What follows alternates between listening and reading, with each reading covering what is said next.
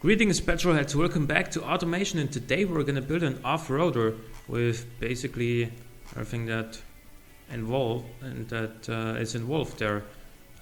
We have chosen a small off-roader this time. I don't want this thing to be overly expensive, which is why I went with a smaller chassis. And I know that this body is already old in 2015, which is why our score is going to be lower than usual. And for the chassis, I mean, I don't know if the ladder chassis is better off-road. However, I went for the monocoque anyway, for the better safety. Corrosion resistant steel for the chassis and panels, because those are, obviously heavy, but also reasonably cheap, and they do the job. Longitudinal engine placement because drivability is higher than McPherson for better off-roadability. And then I went in a little bit of a compromise.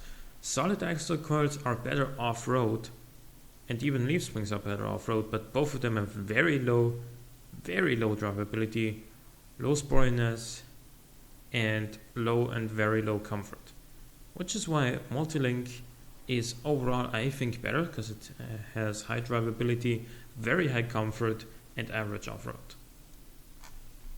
So with that, I mean, the looks don't really matter on a true off-roader, so I went for something a little bit ridiculous on the taillights, because who would put taillights like this on a true off-roader?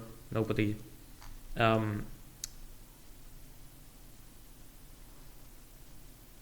Longitudinal 4x4, you know what? I haven't tried this out yet.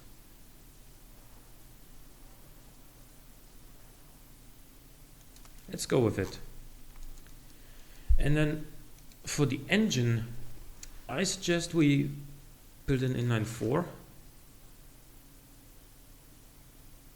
Make it aluminium, this is 2015. Go for a high stroke, good torque,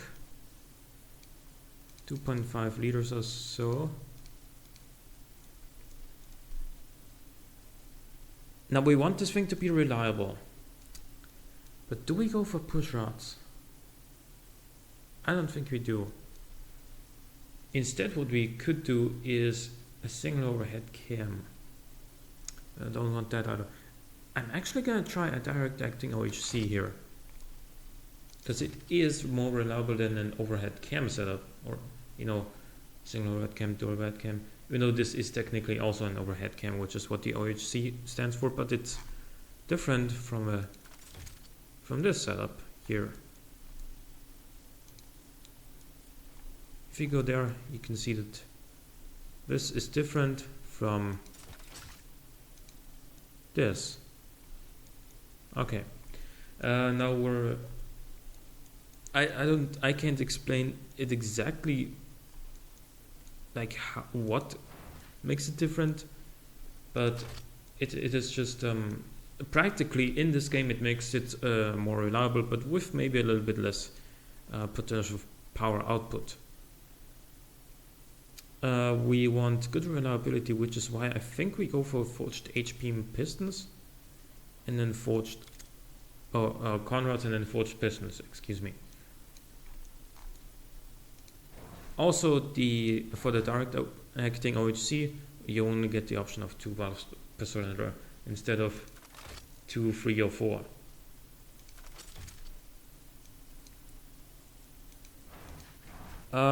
Top end.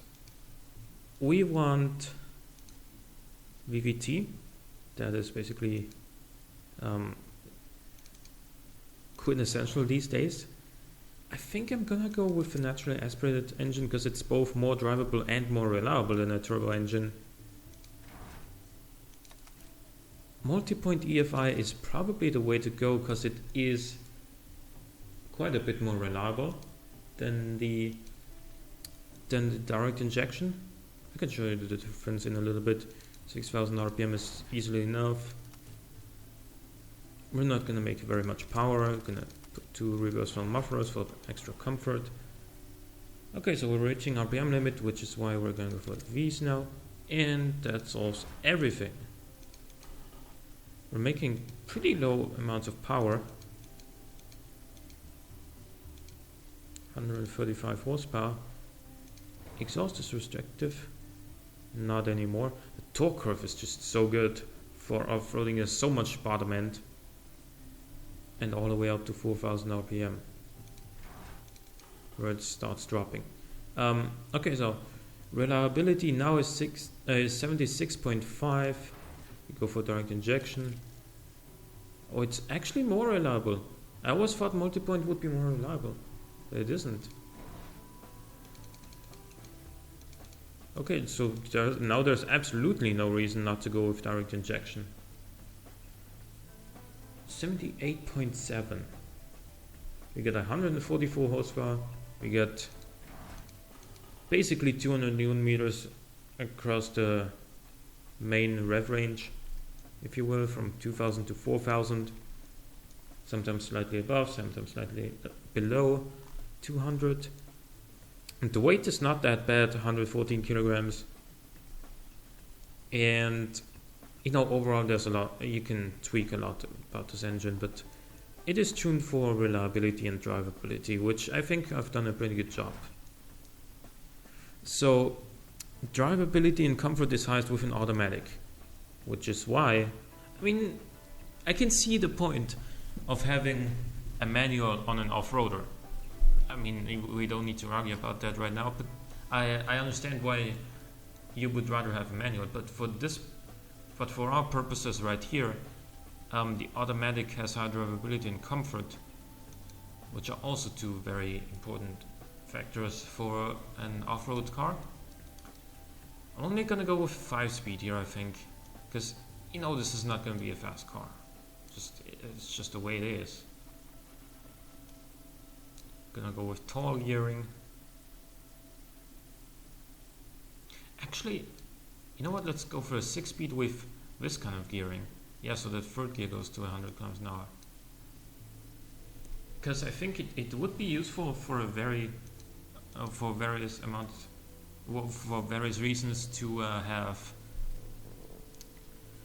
a gear that is not very tall, to have a gear that tops out pretty early. So what do we go for as far as differentials go? I think an electric LSD, because it offers the most possibilities. As far as the tires go, obviously off-road. The diameter is probably 195s all around. Very high tire profile. 15-inch rims is easily enough. Steer rims. Different design here.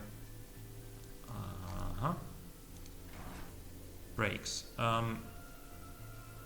Solid discs up front and on the rear as well. Hopefully we don't have much brake fade this way. We'll see. Off-road skid tray, a lot less cooling. Still a lot more than required because of better reliability. Reduce this all the way. We don't need aero quality. 4 seats. For now, let's take standard interior and entertainment and safety. Now, off-road is very high on the active comfort springs, so that is, I think, what I'm gonna do. Then the off-road suspension preset, and then we have 67 drivability, 42 comfort, 14.7 prestige. Off-road 61.3. Okay, now what can we do to increase the off-road capabilities? Tire profile. Wheel diameter.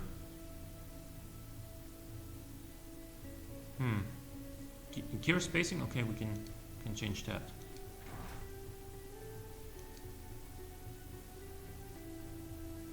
Okay, so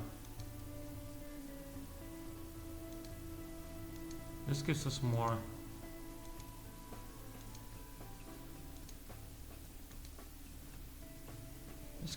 off-roading capabilities.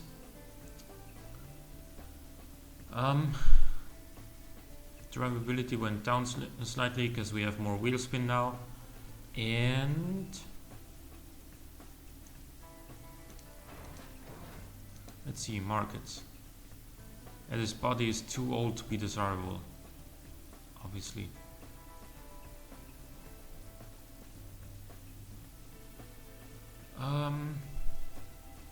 Competitiveness is 0.0.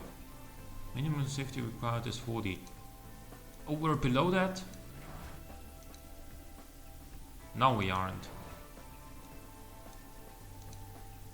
There we go. Okay, so drivability 16.3%, off-road 24.4%, reliability 15%. Economy is even a factor. Reliability is good, 72.6. Could be better though. Could be better. Let's see, 78.7. We can try this now. Overhead cam 2 miles per cylinder, 78.2. Dual overhead cam 2 miles per cylinder, 78.4. Oh, so that's more reliable than the single overhead cam. That's good. And you know what? We had 0.3 reliability more with the direct acting OHC, right? So if we use up all our fuel octane and then decrease the rev limit a little bit, and we get more reliability. Also, I think we want to change the ignition timing just a little bit.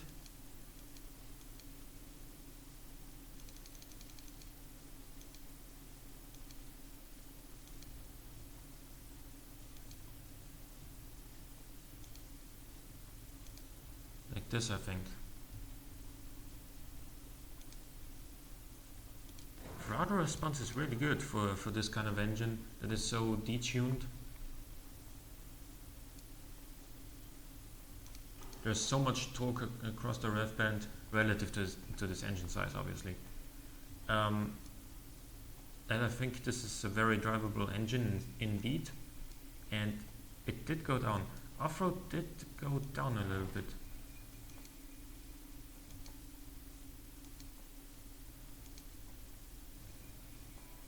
There we go. What if we go for a manual? This increased off-road slightly.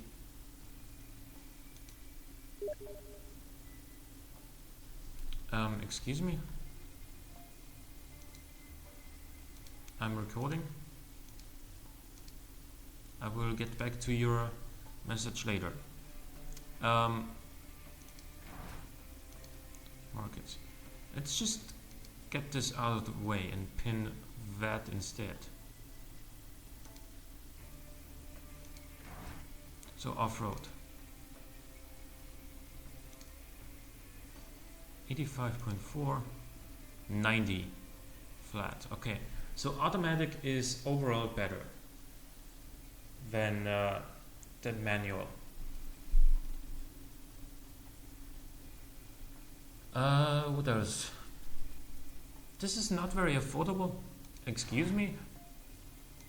How much does this cost? $22,400. And that's not affordable for an off-road car. Come on. Come on, people. You're not that poor.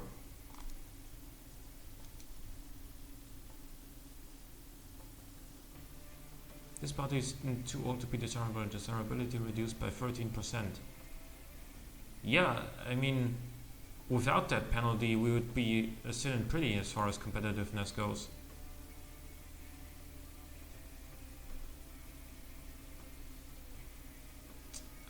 Reliability, we can increase that some more, I think, if we increase this.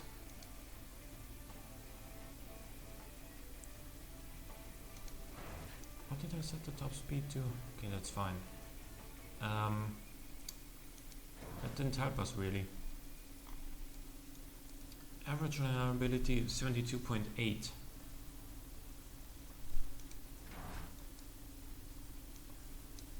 I mean, of course, you can also go ahead and put some quality in here into the bottom end, which will increase reliability. And basically, wherever you put quality will increase reliability, especially the fuel system. Damn, that just made a big difference.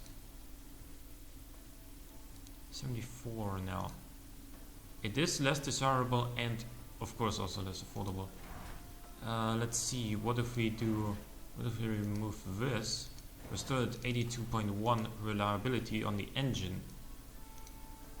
That's 87.2. So the quality actually does not pay off for the extra reliability as far as competitiveness goes. Why is this now less competitive than before?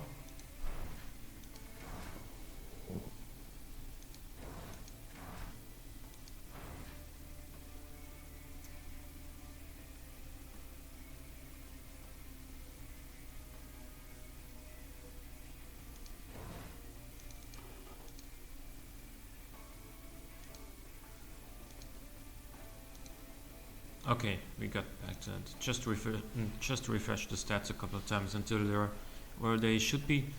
In any case, I think this is a decent off-roader right now. 195mm tires front and rear. Oh, let's look at this too though. We want a little bit more drivability. For that, we're going to increase the rear camber.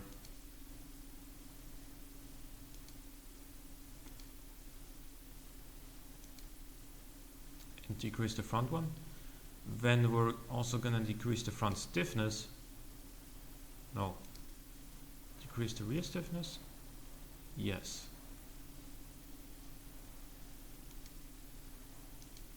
Increase the rear sway bar.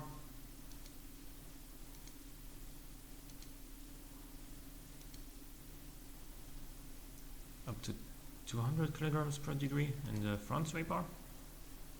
That makes a difference too.